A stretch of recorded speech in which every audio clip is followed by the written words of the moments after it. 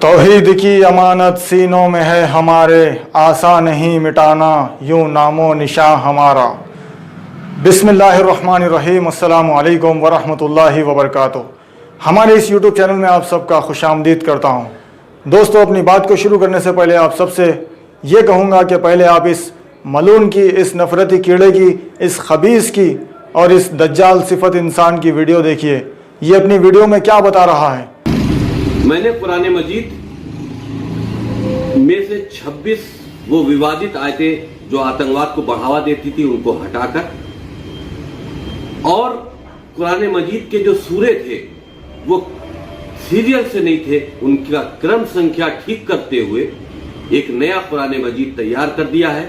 تو دوستو، آپ نے یہ ویڈیو کلپ دیکھا ہوگا۔ اس ویڈیو میں یہ دجالی فطرت کا، یہ دجالی صفت کا انسان بتا رہا ہے کہ اس نے قرآن مجید سے، اللہ کے کلام فرقان سے 26 آیتوں کو ریموو کیا ہے۔ اس نے یہ دعویٰ کر رہا ہے، اور وہ 26 آیتیں آتنکواد کو بڑھاوا دے رہی ہے، اس طرح کا اس کا کہنا ہے۔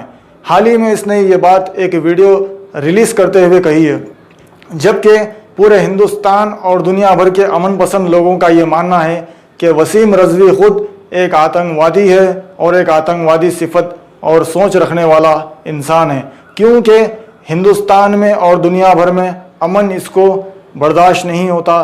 جہاں پر بھی امن، سکون، سلامتی ہوتی ہے، وہاں پر یہ امن کو خراب کرنے کا پورا کام کرتا ہے۔ ویسے یہ کام اس کا کوئی نیا نہیں ہے۔ اس سے پہلے بھی اس نے حضرت عمر رضی اللہ تعالی عنہ اور عائشہ رضی اللہ تعالی عنہا کی شان میں گستاخی کی، اور یہ گستاخ رسول ہے اور یہ گستاخ قرآن مجید ہے۔ اللہ سبحانہ و تعالیٰ فرماتا ہے قرآن مجید میں کہ ہم نے اس قرآن کو نازل کیا ہے اور ہم ہی اس کے محافظ ہیں۔ اللہ سبحانہ و تعالیٰ خود قرآن مجید کی حفاظت کرنے کا ذمہ داری لے چکے ہیں۔ تو قرآن مجید کی ایک آیت تو بہت دور کی بات ہے، قرآن مجید سے زبر زیر پیش کو بھی یہ نہیں نکال سکتا، نہ ہی اس کی آنے والی قیامت تک کی نسلیں نکال سکتی ہے، کیونکہ قرآن مجید کا محافظ اللہ ہے۔ حال ہی میں اس نے 26 آیتوں کو لے کر سپریم کورٹ پر دستک دی تھی، اور وہاں پر 26 آیتوں کو ریموو کرنے کے لیے ایک PIL داخل کیا تھا۔ تو وہاں پر سپریم کورٹ نے اس کو پھٹکار لگاتے ہوئے 50,000 روپے کا جرمانہ اس پر لگایا، لیکن پھر بھی یہ ملعون باز نہیں آ رہا، اور ایک کے بعد ایک قرآن مجید پر حملے کر رہا ہے، مسلمانوں پر حملے کر رہا ہے، اسلام پر حملے کر رہا ہے۔ اس کو توحید سے نفرت ہے، یہ قرآن مجید سے بغض رکھتا ہے، کیونکہ قرآن مجید پر جو آیتیں قرآن مجید میں موجود ہے اس پر اس کا مکمل ایمان نہیں ہے، کیونکہ یہ شخص ایک منافق ہے۔ اور یہ جو کچھ بھی کر رہا ہے، مسلمانوں تم اگر کھل کر اس کے خلاف آواز اٹھاؤ گے تب بھی اس پر کوئی کارروائی ہونے والی مجھے دکھائی نہیں دیتی۔ اس کی وجہ یہ ہے، کئی سالوں سے ہندوستان میں وسیم رضوی، نرسنگ آنند سرسوتی، یا تسلیمہ نسرین، یا پھر سلمان رشدی، یا طارق فتح، اس طرح کے کئی فتنے ہندوستان میں آ چکے ہیں، قرآن پر، اسلام پر، مسلمانوں پر، انسانیت پر حملے کر چکے ہیں، لیکن ان کو آج تک بھی کوئی سزا نہیں دی گئی۔ اور آج بھی یہ لوگ ہندوستان میں کھلے سانڈ کی طرح گھوم رہے ہیں۔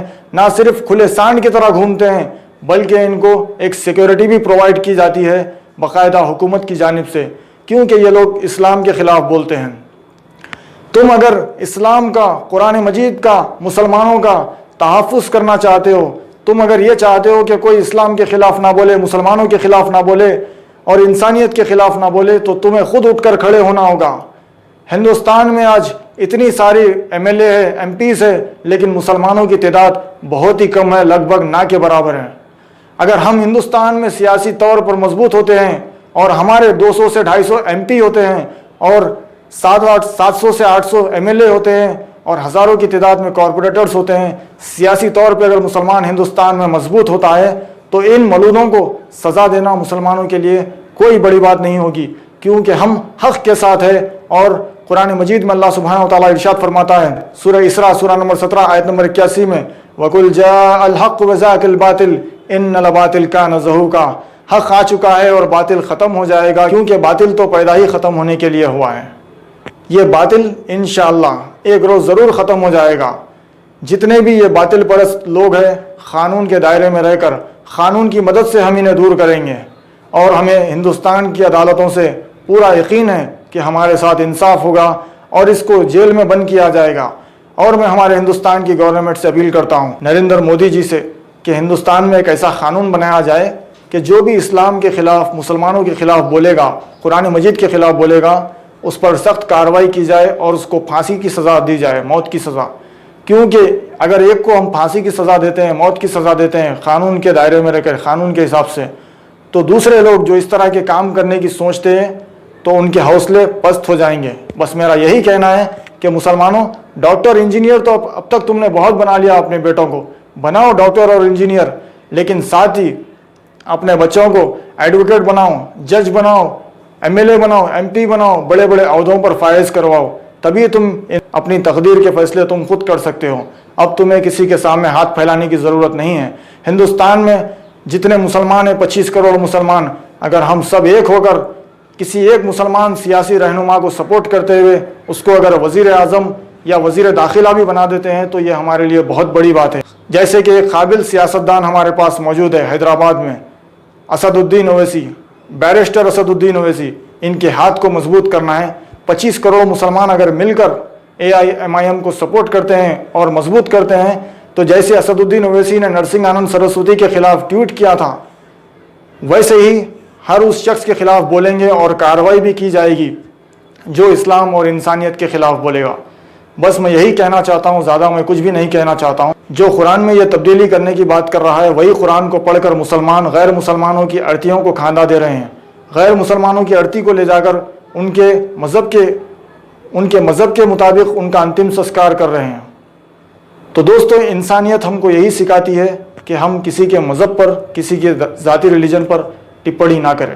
وآخر دعوانا الحمدللہ رب العالمین۔